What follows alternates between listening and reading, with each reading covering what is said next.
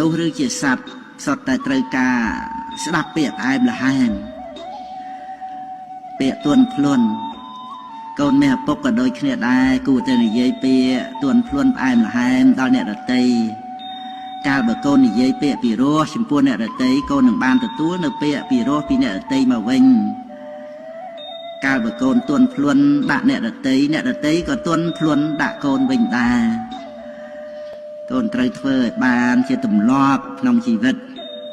ជារង្វាន់ដែលកូនផ្ដល់ប្រគល់ឲ្យខ្លួនឯងដល់យ៉ាងក្រៃលែងកូនក៏សប្បាយចិត្តការធ្វើរបស់កូនពេលខ្លះមិនទាំងពេញចិត្តកូនខ្លួនឯងផងតើឲ្យអ្នកដទៃធ្វើអ្វីពេញចិត្តយើងបានរហូតទៅនោះយ៉ាងម៉េចទៅកាលដែលកូនគិតឃើញដូច្នេះហើយកូនក៏បន្ធូរបន្ថយនៅការខឹងក្រោធជាមួយនឹងអ្នកដទៃព្រោះនោះយើងផ្សេងគ្នាចិត្តវិញ្ញាណផ្សេងគ្នាការសន្សំសន្តានផ្សេងគ្នាវិបាកកម្មក៏ផ្សេងគ្នាអ្វីដែលត្រូវគៀបសង្កត់វិតរស់នៅចិត្តសន្តាននឹងទៅតាមសភាពការបច្ចុប្បន្ននោះដូច្នេះ